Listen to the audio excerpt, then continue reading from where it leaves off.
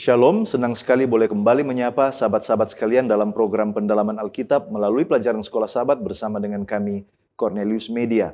Puji Tuhan, kita sudah tiba di penghujung dari triwulan ini, pelajaran yang ke-13 dengan tema Gambaran tentang Kesudahan. Kami selalu mengingatkan mari mempersiapkan diri dengan sudah mempelajari pelajaran Sekolah Sahabat di tempat kita masing-masing.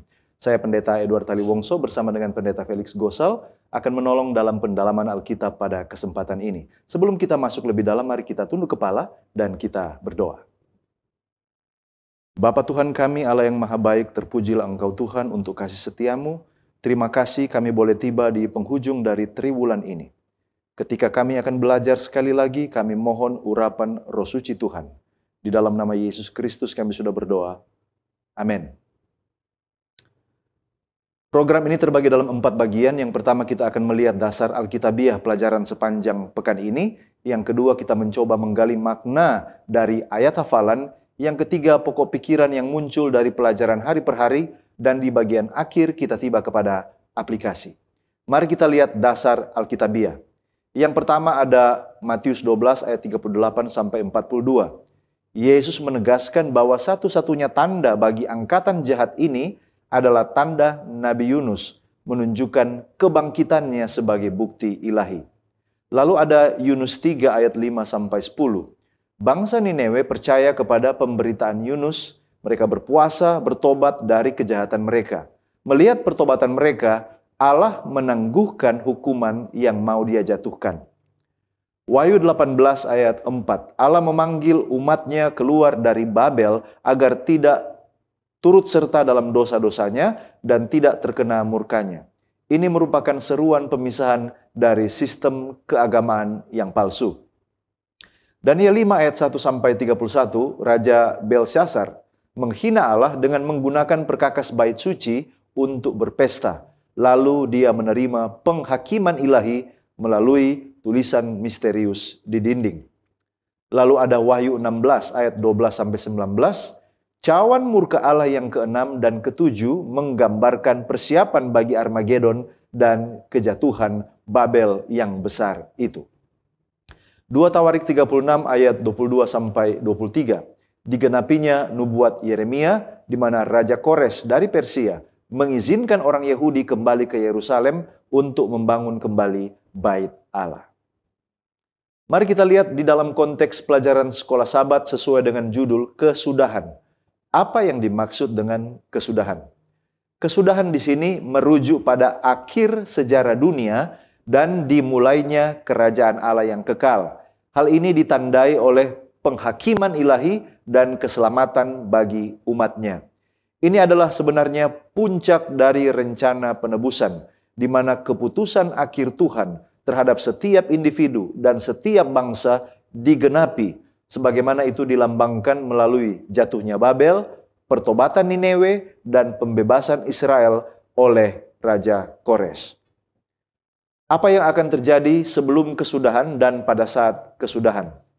Sebelum kesudahan akan ada penghakiman dan kesempatan terakhir untuk pertobatan seperti yang dialami oleh Nineve. Lalu kemudian akan ada pemberontakan dan penolakan seperti yang dilakukan Belshazzar. Lalu kemudian ada campur tangan Allah melalui agen-agen pilihannya seperti Kores. Dan pada saat kesudahan itu tiba, penghakiman akan dilaksanakan. Babel rohani akan jatuh, Wahyu 18 ayat 4. Dan umat Tuhan akan diselamatkan dan dipulihkan sepenuhnya. Kapan masa kesudahan dan apa yang akan dirasakan manusia pada zaman akhir ini? Masa kesudahan terjadi menjelang kedatangan Kristus kedua kali. Ini pada saat semua nubuat eskatologis mencapai penggenapan. Manusia zaman akhir akan merasakan tekanan pilihan antara setia kepada Allah atau berkompromi dengan sistem dunia. Ellen White dalam Peristiwa Akhir Zaman, halaman 2 alinea yang kedua mengatakan akan ada satu masa kesusahan. Kesusahan di mana tidak pernah terjadi sejak ada bangsa-bangsa. Sedang menimpa kita dan kita sama seperti anak-anak dara yang tertidur. Kita harus bangun, dia katakan, dan memohon kepada Tuhan Yesus agar dilindungnya kita dibawa ke Paknya yang abadi dan membawa kita melewati masa pencobaan yang ada di depan kita. Kita tiba pada ayat hafalan Yunus 1 ayat 9, sahutnya kepada mereka, "Aku seorang Ibrani, aku takut akan Tuhan Allah yang empunya langit, yang telah menjadikan lautan dan daratan." Mari kita lihat pemahaman ayat inti kita. Siapa yang menulis buku Yunus dan apa situasi dan kondisi sebelum ayat ini ditulis? Nah, saudaraku, buku Yunus secara tradisional diyakini ditulis oleh Nabi Yunus itu sendiri, yang hidup sekitar abad ke-8 sebelum Masehi dari kerajaan utara Israel, yaitu Gad Hefer. Nabi Yunus sendiri adalah seorang Israel. Dan bagi orang Yahudi, orang Kristen, mereka percaya bahwa Nabi Yunus adalah penulis kitab ini. Di dalam Seventh Day Adventist Bible Commentary volume 4 halaman 995, di sana dikatakan, meskipun buku ini sendiri tidak pernah menyatakan bahwa Yunus adalah penulisnya, pandangan tradisional telah menyatakan bahwa dia adalah penulisnya. Nah, mari kita lihat apa situasi dan kondisi sebelum ayat hafalan kita. Nah, saudara, di dalam kitab ini dijelaskan bahwa Tuhan memerintahkan Yunus untuk pergi ke Nineve, kota yang jahat, memperingatkan mereka tentang penghukuman Allah. Tetapi Yunus menolak dan melarikan diri ke arah Tarsis dengan kapal laut. Nah, di dalam perjalanan kemudian datanglah badai yang dahsyat mengancam kapal dan para pelaut ketakutan sehingga mereka melemparkan barang-barang mereka untuk meringankan beban kapal. Sementara itu, Yunus tidur di dalam kapal. Nah, kemudian kapten membangunkannya, menyuruhnya untuk berdoa kepada Allah agar menyelamatkan mereka. Kemudian mereka membuang undi dan mereka ingin mencari tahu siapa penyebab malapetaka ini. Dan Yunus pun mendapatkan undian tersebut. Kemudian mereka bertanya kepada Yunus yang ada di dalam ayat hafalan kita ini, "Apa pekerjaanmu dan dari manakah engkau datang? Apa negerimu dan dari mana bangsa dan dari bangsa manakah engkau?" Itu didapatkan di dalam Yunus 1 ayat 8. Nah, mari kita lihat pengertian ayat hafalan kita atau jawaban yang diberikan Yunus atas pertanyaan-pertanyaan tadi. Nah, mari kita lihat siapa yang berkata kepada mereka dan siapa mereka di dalam nats ini. Nah, yang berkata di dalam nats ini adalah Yunus itu sendiri. Dan dia menjawab pertanyaan yang diberikan oleh para pelaut atau awak kapal. Nah, sedangkan mereka di dalam ayat hafalan kita adalah para pelaut atau awak kapal yang adalah orang non-Yahudi yang sementara ketakutan dan ingin tahu identitas Yunus. Nah, kalau begitu apa manfaatnya ketika Yunus mengatakan, "Aku seorang Ibrani"?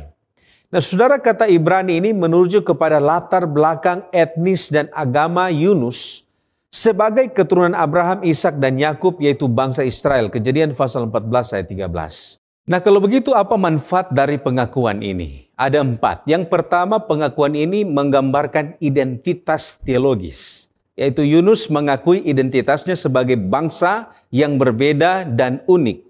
Yang kedua, ini adalah sebuah kesaksian. Kesaksian di tengah bangsa asing, Yunus menjadi kesaksian akan Allah Israel.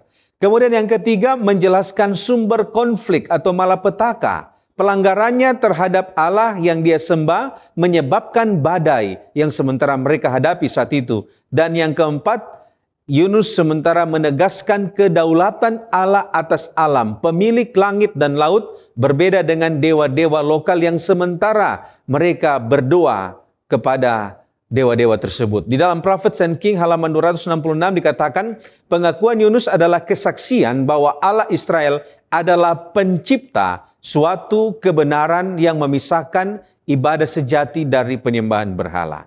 Nah, apa arti aku takut akan Tuhan? Bukankah di dalam Amsal pasal 8 ayat 13, takut akan Tuhan membenci kejahatan? Tetapi di dalam konteks ini, Yunus sedang merencanakan kejahatan terhadap Tuhan.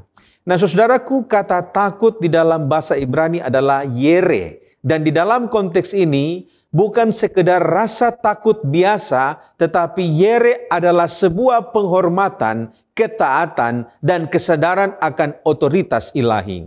Amsal pasal 8 ayat 13 menyatakan bahwa takut akan Tuhan berarti membenci kejahatan, yang merupakan sikap benar di dalam iman orang Yahudi. Tetapi di dalam kasus Yunus, meskipun dia dia mengaku takut akan Tuhan, tetapi dia sementara di dalam kondisi memberontak dan melarikan diri dari perintah Tuhan. Apa arti dari semuanya ini? Hal ini menunjukkan konflik batin yang sementara dihadapi oleh Yunus antara mengakui Allah, pengakuan imannya, tetapi di saat yang sama dia sementara menyatakan ketidaktaatannya kepada Tuhan. Ia takut akan Tuhan dalam arti mengenal kuasa dan keagungan Allah, tetapi ia juga takut akan konsekuensi dari perintah Tuhan yang menuntutnya untuk pergi ke Niniwe. Jadi, tindakan pelarian Yunus bukan karena dia tidak takut Tuhan, melainkan karena ketidaksetujuan dan ketakutan pribadi terhadap tugas yang diberikan Tuhan. Dan ini adalah gambaran manusia yang beriman tetapi juga berdosa dan memberontak. Sekarang kita melihat nabi yang enggan, yaitu Yunus. Apa sesungguhnya alasan Nabi Yunus enggan ke kota Niniwe?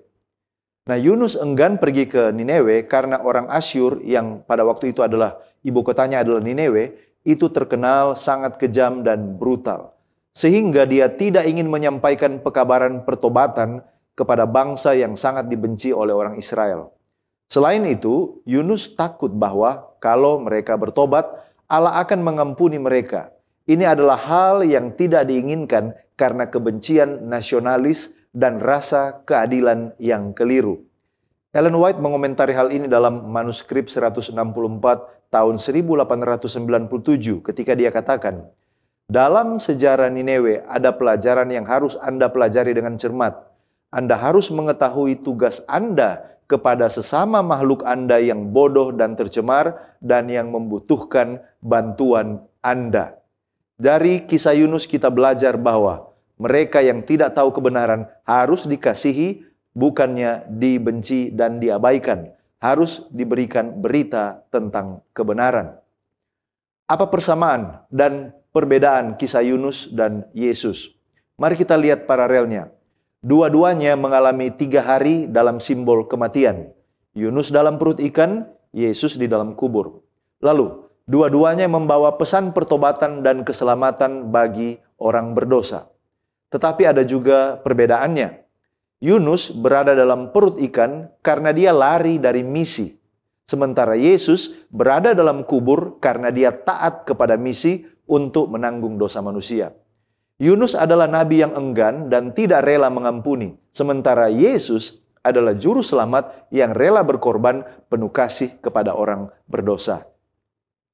Apa pekabaran dari Yunus yang berhubungan dengan kisah di buku Wahyu? Lalu apa pelajaran penting dari Yunus tentang kita yang hidup di zaman sekarang ini? Mari kita lihat pekabaran Yunus dan kitab Wahyu. Pernyataan Yunus tentang Tuhan sebagai pencipta langit, laut, dan darat di Yunus 1 ayat 9 ini sangat sejajar dengan pekabaran malaikat pertama dalam Wahyu 14 ayat 7 yang menyerukan untuk menyembah pencipta. Selain itu yang kedua, pekabaran pertobatan kepada Niniwe itu paralel dengan Wahyu 18 ayat 4 supaya umat Tuhan keluar dari Babel. Jadi kedua-duanya merupakan ajakan kepada dunia untuk meninggalkan dosa dan kembali kepada Allah sebelum penghakiman dijatuhkan. Ada pelajaran penting.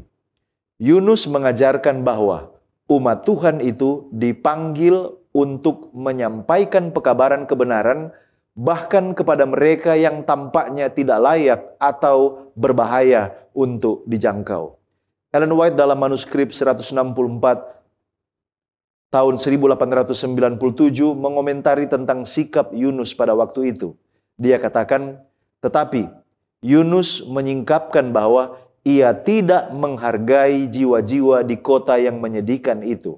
Dia hanya menghargai reputasinya, jangan sampai mereka mengatakan dia adalah nabi palsu. Dia tidak memikirkan kepentingan banyak orang. Dia tidak menyedihkan baginya bahwa begitu banyak orang akan binasa yang belum dididik untuk melakukan apa yang benar. Kita tiba pada pokok diskusi mengenai sebuah karya pertobatan. Nah, siapa yang bertobat di kota Nineve dan bagaimana proses pertobatan di Nineve?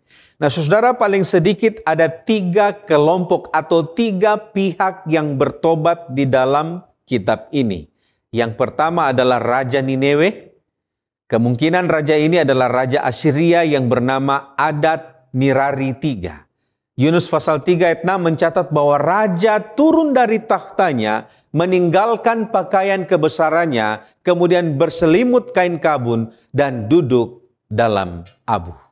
Seventh Day Adventist Bible Commentary volume 4 halaman 1005 mengatakan, adalah pemandangan yang mengagumkan melihat raja dari kerajaan terkuat pada zamannya merendahkan diri dalam abu sebagai akibat dari pemberitaan seorang nabi asing. Nah, kemudian pihak yang kedua yang bertobat adalah seluruh rakyat Nineve. Yunus pasal 3 ayat 5 menyatakan orang-orang Nineve percaya kepada Allah, lalu mereka mengumumkan puasa dan mereka, baik orang dewasa maupun anak-anak, mengenakan kain kabung. Yunus pasal 3 ayat 8 mengatakan semuanya, manusia dan ternak, berselubung kain kabung dan berseru dengan keras kepada Allah, serta haruslah masing-masing berbalik dari tingkah lakunya yang jahat dan dari kekerasan yang dilakukannya. Pihak yang ketiga yang bertobat di dalam cerita ini adalah Yunus itu sendiri. Nah, meskipun Yunus adalah nabi yang diutus, ia pun mengalami pergumulan rohani. Dan proses pertobatan Yunus dimulai ketika dia berada di dalam perut ikan. Itu dicatat di dalam Yunus pasal 2. Ellen G. White di dalam Para Nabi dan Raja halaman 156 mengatakan, pada akhirnya Yunus mengetahui bahwa keselamatan adalah dari Tuhan.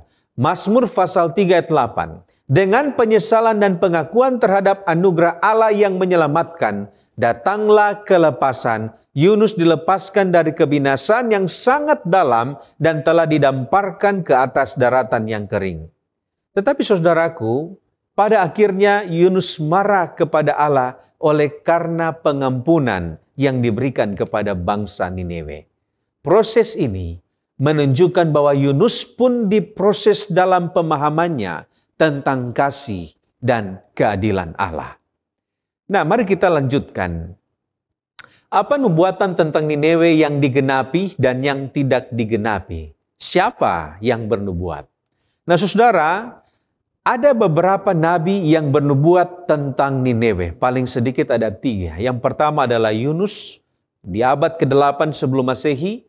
Yang kedua adalah Nahum yang hidup sekitar tahun 663 sampai 612 sebelum Masehi. Dia bernubuat tentang kehancuran final kota Nineve. Dan juga ada Nabi Zefanya yang hidup di tahun 640 sampai 609 sebelum Masehi. Dia juga menyinggung tentang penghakiman atas Nineve. Nah, mari kita lihat apa nubuatan yang tidak digenapi. Nah, nubuatan yang tidak digenapi di dalam konteks ini adalah penghancuran yang akan terjadi dalam 40 hari atau pekabaran Yunus. Itu dicatat di dalam Yunus pasalnya yang ketiga. Nah, apa alasan kenapa sampai nubuatan ini tidak terjadi? Nah, alasannya adalah oleh karena pertobatan yang dibuat oleh orang-orang di Nineve mengubah keputusan Allah karena sifat dari nubuatan itu sendiri, yaitu nubuatan bersyarat. Kita sudah bahas ini pada pekan yang lalu. Ada nubuatan yang tidak bersyarat, yaitu apokaliptik prophecy, dan ada nubuatan yang bersyarat, yaitu classical prophecy. Dalam hal ini, nubuatan Yunus tidak digenapi karena sifatnya, nature-nya, yaitu classical prophecy. Nah, sedangkan apa nubuatan yang digenapi? Nah, kita bisa lihat itu di dalam kitab Nahum, yaitu ketika Nahum menubuatkan tentang kehancuran total Nineve yang dinubuatkan di dalam Nahum pasal 1, kemudian Nahum pasal 2 dan Nahum pasal 3. Nineve pada akhirnya jatuh atau runtuh pada tahun 612 sebelum Masehi oleh koalisi Babylon dan Media. Nah, penggalian arkeologi seperti oleh Austin Henry Layard pada abad ke-19 di Nineveh dan juga penemuan perpustakaan Ashurbanipal di sana menunjukkan bahwa kota ini sangat penting pada zaman sebelum kejatuhannya di tahun 612 sebelum Masehi. Nahum pasal 3 ayat 19 mengatakan, tidak ada yang dapat menyembuhkan lukamu. Nineveh lenyap dari sejarah sebagai pusat politik dan militer. Nineveh tidak pernah dibangun kembali setelah kejatuhannya sejak 612 sebelum Masehi. Nah, mari kita lanjut. Apa pelajaran dari pertobatan Nineveh sesuai dengan Yunus pasal 3 bagi kita saat ini? Ada beberapa pelajaran. Yang pertama, pelajaran yang bisa kita ambil yaitu tentang pelajaran kasih karunia Allah yang luar biasa. Allah mengasihi manusia dan Dia memberikan kesempatan kepada siapapun untuk bertobat sekalipun mereka adalah bangsa kafir. Prophets and Kings halaman 277 mengatakan kasih Allah kepada anak-anaknya yang sesat di bumi selalu lebih besar daripada kasih mereka kepadanya. Pelajaran yang kedua dari kisah Yunus pasal 3 adalah tentang kekuatan pemberitaan yang sederhana. Saudara-saudaraku, kalau kita melihat pesan Yunus ini hanyalah 8 kata dalam bahasa Ibrani. Tetapi saat disampaikan dengan kuasa roh, itu membawa dampak yang luar biasa. Seventh-day Adventist Bible Commentary menekankan bahwa efektivitas pemberitaan firman Tuhan terletak pada kuasa Allah, bukan karena kefasihan manusia. Pelajaran yang ketiga adalah pelajaran tentang pertobatan sejati melibatkan perubahan perilaku. Yunus pasal 3:8 mengatakan bahwa mereka berbalik dari tingkah lakunya yang jahat. Steps to Christ halaman 23 mengatakan, pertobatan yang sejati meliputi kesedihan atas dosa dan berpaling daripadanya. Kemudian pelajaran yang keempat, yaitu pelajaran tentang kepemimpinan dalam pertobatan. Raja memberi teladan dengan merendahkan diri. Artinya, pemimpin perlu menjadi teladan dalam pertobatan. Pelajaran yang kelima yaitu pertobatan nasional dimungkinkan. Di dalam konteks ini seluruh kota dengan 120.000 penduduk bertobat. Dan ini menunjukkan kebangunan rohani dalam skala besar. Hal ini relevan dengan pekabaran 3 malaikat dalam konteks gereja Advent. Pelajaran yang keenam yaitu pelajaran tentang belas kasihan Allah mengatasi murkanya. Yunus pasal 3 ayat 10, Allah menyesal. Sekalipun pada akhirnya Nineveh dihancurkan, tetapi belas kasihan Allah telah diberikan kepada kota ini berabad-abad lamanya. Pelajaran yang ketujuh, yaitu pelajaran tentang urgensi waktu. Dalam cerita ini, ada periode 40 hari sebagai batas waktu. Itu artinya, ada batas waktu pertobatan yang diberikan kepada kita saat ini, dan itu tergantung pada respon kita. Apakah kita akan bertobat dan diselamatkan atau sebaliknya? Sekarang kita akan mempelajari tentang pesta Belsyazar dan bagaimana ini adalah gambaran kesudahan pada akhir zaman. Yang pertama, siapa Belsyazar dan mengapa Belsyazar harus mati dan digantikan? Belsyazar itu adalah raja Babilonia pengganti Nebukadnezar yang memerintah bersama dengan ayahnya Nabonidus. Dia harus mati dan digantikan karena dia menghina Allah secara terang-terangan. Dia menggunakan bejana-bejana dari bait suci untuk pesta penyembahan berhala. Dengan kata lain, dia mengabaikan pelajaran rohani dari pengalaman kakeknya Nebukadnezar. Padahal dia sudah tahu tentang kebenaran. Tindakannya ini merupakan puncak pemberontakan terhadap Tuhan. Dan karena itu, ia menerima penghakiman ilahi secara tiba-tiba. Ellen White dalam Prophets and Kings halaman 522 mengomentari hal ini. Ia, Belsyazar, menyia-nyiakan kesempatan-kesempatan yang dikaruniakan kepadanya dengan kemurahan dan lalai menggunakan sarana yang berada dalam jangkauannya supaya dapat berkenalan lebih lengkap dengan kebenaran. Itulah yang pada akhirnya dicapai Nebukadnezar dengan harga penderitaan dan kehinaan yang tak terkataan. dilalui Belsasar dengan ketidakacuhan. Apa perbedaan dan persamaan antara Nebukadnezar dan Belsasar? Mari kita mulai dari persamaannya. Keduanya adalah Raja Babilonia yang mengalami konfrontasi langsung dengan Allah melalui Nabi Daniel. Yang kedua, mereka sama-sama menunjukkan kesombongan dan pemberontakan terhadap Allah. Tetapi ada perbedaan. Nebukadnezar akhirnya bertobat, merendahkan diri dan mengakui kedaulatan Allah. Sementara Belsasar, meski sudah mengetahui pengalaman rohani kakeknya, tetapi tetap mengeraskan hati dan menghina Allah, tidak ada pertobatan. Menurut Daniel 5 ayat 22. Nebukadnezar diberi kesempatan pemulihan. Belsasar langsung dihakimi dan kehilangan kerajaan serta nyawanya pada malam itu juga. Apa pelajaran tentang Belsasar bagi kita umat manusia saat ini? Pelajaran utama dari kisah Belsasar adalah bahwa pengetahuan tentang kebenaran tidak cukup jika tidak disertai hati yang merendah dan taat kepada Allah. Meskipun seseorang tahu sejarah rohani seperti Belsasar, tahu kisah Nebukadnezar, tetapi pilihan pribadi tetap menentukan nasib akhir.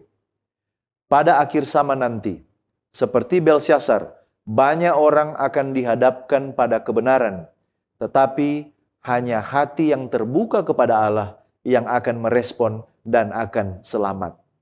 Kebanggaan, pembangkangan, dan penyalahgunaan hal-hal yang dikuduskan akan mendatangkan penghakiman Allah pada mereka yang memberontak di akhir zaman. Kita tiba pada pokok diskusi mengenai pengeringan Sungai Efrat. Saudara, mungkin ada yang bertanya, di mana Sungai Efrat dahulu dan saat ini? Dan apa peristiwa sampai Sungai Efrat kering? Nah, saudaraku yang terkasih, Sungai Efrat ini adalah salah satu dari dua sungai utama di Mesopotamia kuno. Nah, saudaraku, Mesopotamia sendiri berarti di antara sungai-sungai. Nah, sama seperti namanya, lokasi Mesopotamia berada di antara Sungai Efrat dan Sungai Tigris. Nah, kota-kota besar seperti Asyur, kemudian Nineve, dan juga Babylon, mereka adalah bagian dari Mesopotamia yang berada di antara Sungai Efrat dan Sungai Tigris. Nah, saat ini, Efrat tetap menjadi sungai utama di Irak dan Suriah. Meskipun alirannya telah banyak berubah karena pembangunan, bendungan, dan juga irigasi modern, tetapi pada zaman kuno, sungai ini adalah sungai yang penting. Sungai ini mengalir melalui kota Babylon, bahkan mengalir di bawah tembok kota, menyediakan pasokan air yang melimpah dan menjadi bagian dari sistem pertahanan kota. Nah, saudaraku, di dalam karya Herodotus, yaitu The Histories, Herodotus menjelaskan atau mencatat bahwa Kores menaklukkan Babel kuno pada tahun 539 sebelum Masehi. Di mana di sana Herodotus menjelaskan bahwa Kores memanfaatkan sistem irigasi yang dibangun oleh Ratu Nitrokis atau Nitokris yang sebelumnya, yang mengalirkan aliran Sungai Efrat, dan kemudian dia mengalirkan aliran Sungai Efrat ini ke rawa-rawa sehingga airnya surut, dan itu cukup untuk membuat pasukan Kores masuk melalui saluran-saluran air ini ke bawah tembok-tembok kota Babylon. Nah, kalau kita melihat konteks cerita ini, penduduk Babylon saat itu sedang merayakan pesta besar. Kita bisa lihat itu dalam catatan Daniel pasal 5. Mereka tidak menyadari bahaya yang sementara datang. Di dalam Prophets and Kings halaman 304 dikatakan, di dalam benteng yang tampaknya tak terkalahkan, dengan tembok-tembok masif dan gerbang-gerbangnya yang terbuat dari perunggu, dilindungi oleh Sungai Efrat, sang raja merasa aman dan menghabiskan waktunya dalam kesenangan dan keramaian. Di dalam halaman 308, Ellen G. White melanjutkan, pasukan Media dan Persia yang telah mengalihkan aliran Sungai Efrat sedang bergerak menuju ke jantung kota yang tidak dijaga itu.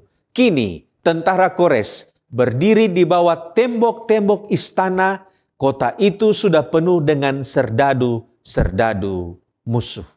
Jadi peristiwa keringnya sungai Efrat berkaitan penting dengan kejatuhan kota Babylon di tahun 539 sebelum Masehi. Nah, kalau begitu, apa pelajaran bagi kita tentang kekalahan Babylon dari Media dan Persia? Nah, saudaraku, di dalam catatan Roh Nubuat, yaitu Para Nabi dan Raja, halaman 522, di sana dikatakan, banyak kesempatan yang ia atau Belsasar miliki untuk mengetahui kehendak ilahi dan memahami tanggung jawabnya untuk taat pada kehendak itu. Ia tahu tentang pengasingan kakeknya oleh dekrit Allah dan dari rakyatnya. Ia akrab dengan pertobatan Nebukadnezar dan pemulihannya yang ajaib. Di halaman 522, Roh Nubuat melanjutkan, tetapi Belsasar membiarkan cinta, kesenangan, dan pujian diri menghapus pelajaran yang seharusnya tidak pernah dia lupakan. Dia menyia-nyiakan kesempatan yang diberikan dengan rahmat kepadanya dan tidak menggunakan sarana yang tersedia untuk menjadi lebih sepenuhnya mengenal kebenaran. Menurut catatan ini, paling kurang ada 4 pelajaran. Pelajaran yang pertama, jangan abaikan kesempatan yang diberikan.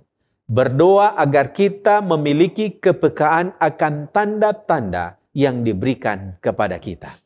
Pelajaran yang kedua, kebiasaan berbuat dosa akan membuat hati kita menjadi keras.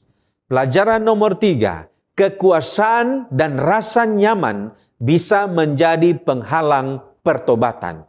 Merasa aman-aman saja, merasa baik-baik saja bisa berbahaya. Kita perlu selalu waspada dan berdoa setiap hari. Pelajaran nomor 4, hari penghakiman pasti akan datang. Tuhan akan datang sendiri dan menuliskan mene tekel ufarsim. Kita akan dihitung, ditimbang dalam penghakiman. Apakah didapati setia atau tidak? Nah, selanjutnya, apa pelajaran tentang tumbangnya Babylon yang dihubungkan dengan buku Wahyu? Nah, mari kita lihat catatan Ranko Stefanovic di dalam Revelation of Jesus Christ, halaman 497 sampai 498. Ada beberapa kutipan. Yang pertama, keringnya sungai Efrat secara simbolis jelas berakibat pada runtuhnya Babel akhir zaman. Jadi sama seperti di zaman kuno ketika sungai Efrat itu kering, maka Babel kuno itu akan runtuh, demikian juga di akhir zaman. Kalau sungai Efrat itu surut, kering, maka Babel modern akan berakhir. Kemudian dilanjutkan, dengan hancurnya Babel kuno, Tuhan ingin melepaskan umatnya dari penindasan mereka dan membawa mereka dari pembuangan kembali ke tanah air mereka. Sebagaimana runtuhnya Babel kuno merupakan penggenapan nubuat, maka runtuhnya Babylon akhir zaman pun akan demikian. Jadi pada saat Babel kuno ini runtuh, itu berarti akan ada kelepasan, pengharapan bagi orang-orang Israel yang sementara dibuang di sana untuk kembali ke tanah air. Demikian juga di akhir zaman. Runtuhnya Babel modern adalah sebuah pengharapan bahwa kita akan kembali ke tanah air. Kemudian dikatakan, sungai Efrat yang menjadi tempat tinggal Babel akhir zaman melambangkan kekuatan-kekuatan nasional di dunia.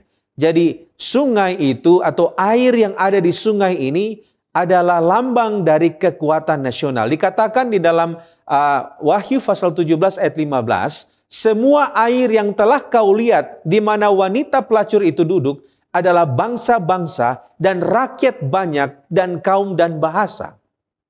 Ranko Stefanovic kemudian menuliskan, sungai Efrat dengan demikian melambangkan masyarakat dunia dan otoritas sipil yang mendukung otoritas keagamaan Babel pada hari-hari terakhir.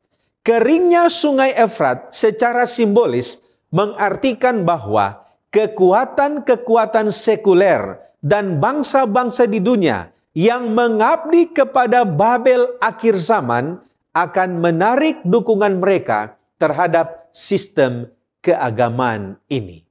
Nah, saudaraku yang terkasih, oleh karena itu ada beberapa pelajaran yang bisa kita simpulkan. Yang pertama, gambaran keringnya sungai Efrat adalah peristiwa yang akan terjadi pada kutub ke-6. Yang kedua, pada masa itu banyak bangsa dan masyarakat dunia akan menarik dukungan mereka kepada sistem ini dan mereka justru akan menyerang balik. Itu dicatat di dalam Revelation atau Wahyu pasal 17 ayat 16. Mereka akan membuat dia menjadi sunyi dan telanjang dan mereka akan memakan dagingnya dan membakarnya dengan api. Jadi secara sederhana saudara-saudara, nomor satu, Allah tetap berdaulat atas sejarah dan peradaban. Nomor dua, sistem Babel modern akan dihancurkan pada waktu sesuai garis nubuatan. Jadi sama seperti Babel kuno jatuh seperti nubuatan Daniel, demikian juga Babel modern akan jatuh seperti nubuatan kitab Wahyu. Dan kemudian yang ketiga, kejatuhan Babylon modern akan menjadi tanda jika sudah saatnya Israel rohani akan pulang dari penawanan ke tanah air surgawi. Kita mau mempelajari tentang Kores yang diurapi. Siapa Kores dan mengapa disebut sebagai raja atas segala raja, raja agung? Kores adalah raja Persia yang menaklukkan Babel dan membebaskan umat Israel dari pembuangan. Dia mengizinkan bangsa Israel untuk kembali ke Yerusalem dan membangun kembali bait suci, sesuai dengan 2 Tawarik 36 ayat 22-23. Ia disebut Raja Agung atau Raja atas segala raja karena memang kekuasaannya yang luas mencakup wilayah terbesar yang pernah dicapai pada zamannya. Juga karena peran mesianiknya sebagai pembebas umat Tuhan dari penawanan. Hal ini melambangkan Kristus yang akan datang kemudian yang membebaskan umatnya dari dosa dan dari Babel rohani. Apa perbedaan dan persamaan antara Nebukadnezar dan Kores? Mari kita lihat persamaan. Yang pertama, dua-duanya adalah raja kafir tetapi dipakai oleh Allah untuk melaksanakan maksud-maksudnya terhadap umat Israel. Yang kedua, mereka sama-sama punya kekuasaan yang besar dan menjadi alat Allah dalam rencana keselamatan sejarah umatnya. Tetapi juga ada perbedaan. Nebukadnezar awalnya sombong dan harus melewati proses pertobatan, ditegur oleh Allah melalui mimpi dan hukuman, ada di Daniel 4. Tetapi Kores, dia langsung digunakan Allah untuk maksud yang mulia tanpa kita menemukan ada catatan penolakan atau pemberontakan. Nebukadnezar membawa umat Israel ke pembuangan, tetapi Kores membebaskan mereka dan memulihkan tanah dan ibadah orang Yahudi. Apa pelajaran penting dari Kores untuk pembangunan Yerusalem dan apakah itu sudah dinubuatkan?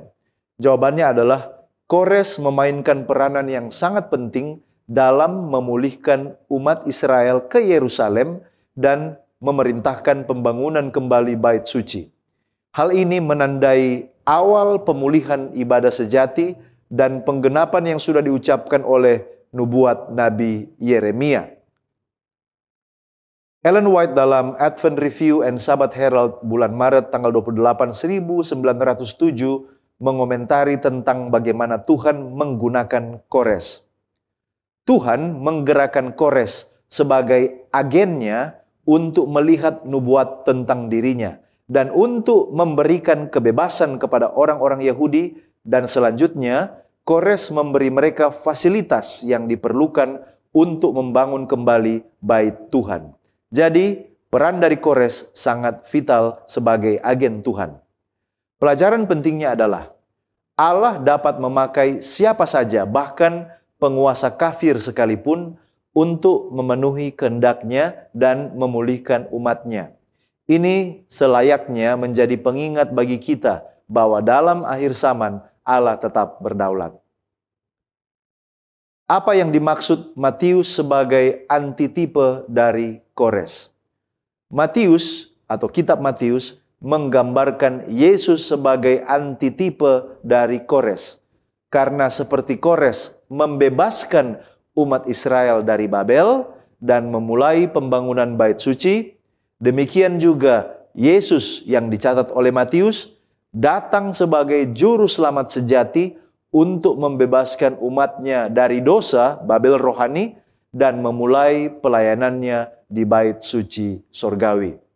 Kores adalah tipe pembebas dalam sejarah. Yesus adalah pembebas sejati yang dijanjikan.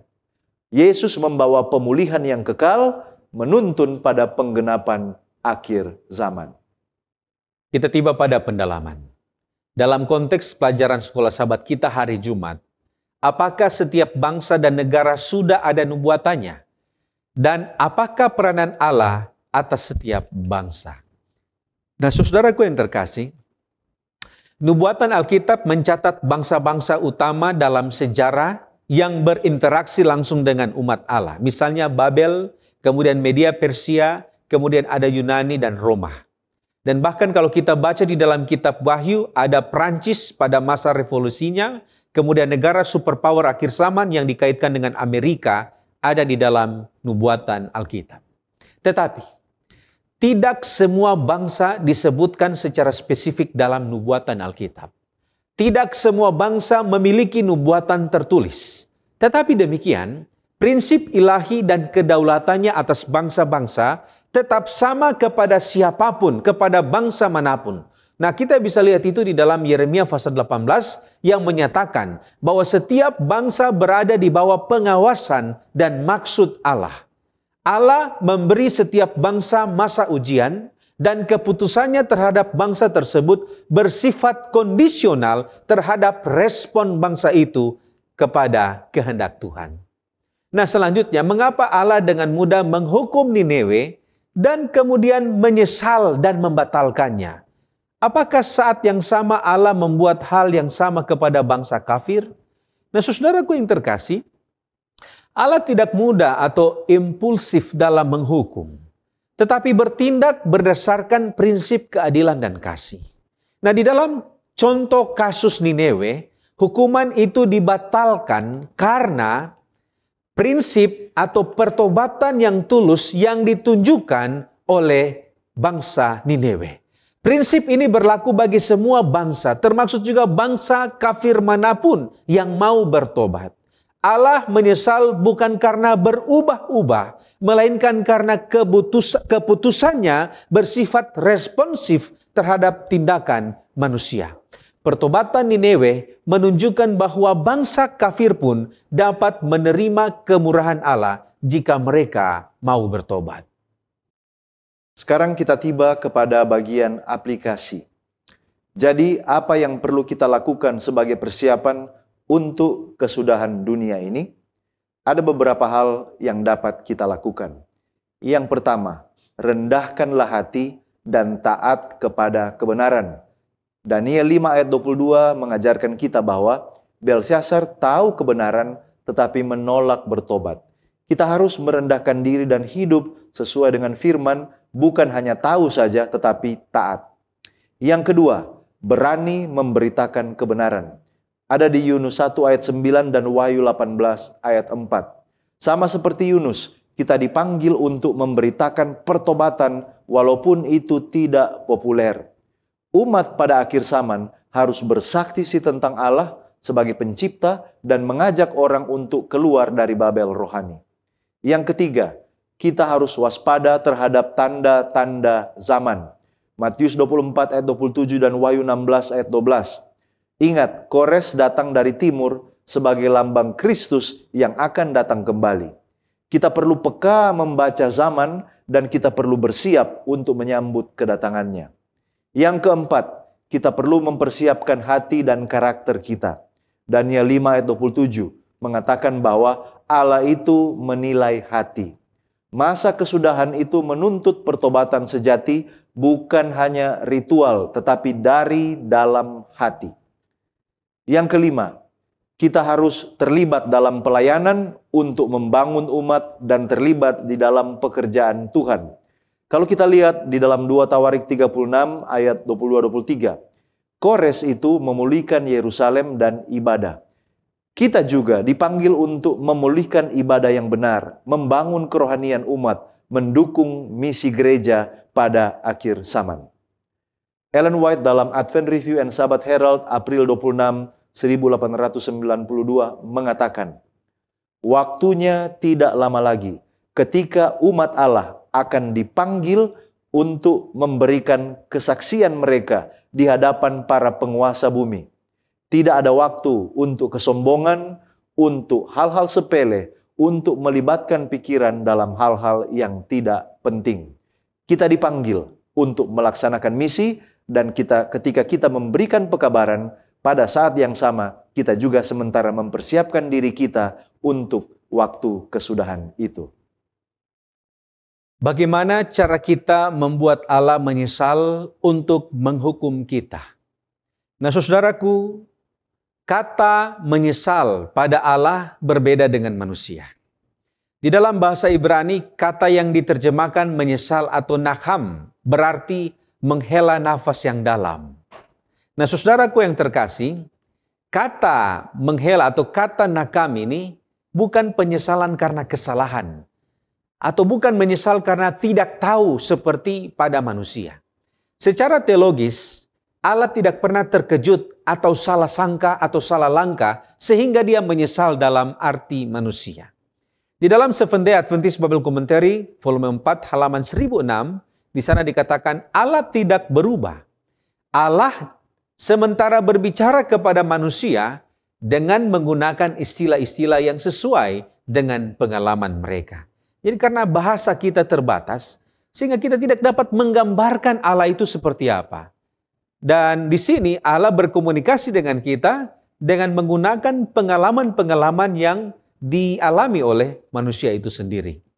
Nah, mari kita kembali kepada pokok persoalan kita. Bagaimana cara membuat Allah menyesal dan tidak menghukum kita seperti pengalaman di dalam Yunus pasal 3. Saudara, berdasarkan Yunus pasal 3, ada 3 syarat utama yang akan menggerakkan Allah untuk mengubah rencana penghukumannya. Yang pertama, syarat pertama adalah pertobatan sejati. Di dalam cerita Yunus, pertobatan ini bukan sekedar rasa takut, tetapi mereka melakukan ini dengan pertobatan sejati. Ada puasa di sana, merendahkan hati mereka, memakai kain kabung yang memberikan tanda penyesalan yang mendalam. Kemudian Yunus pasal 3 ayat 8 mengatakan mereka berbalik dari kekerasan. Ini adalah pertobatan yang sejati. Itu adalah syarat yang pertama. Syarat yang kedua adalah respon cepat dan total. Artinya tidak ada penundaan.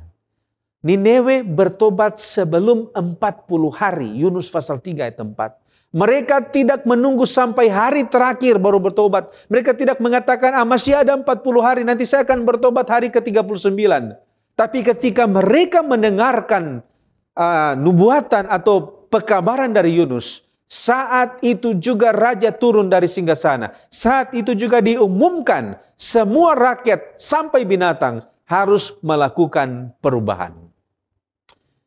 Dan yang ketiga adalah kepemimpinan yang memimpin dalam pertobatan. Ketika pemimpin mengambil langkah, maka rakyat akan mengikutinya.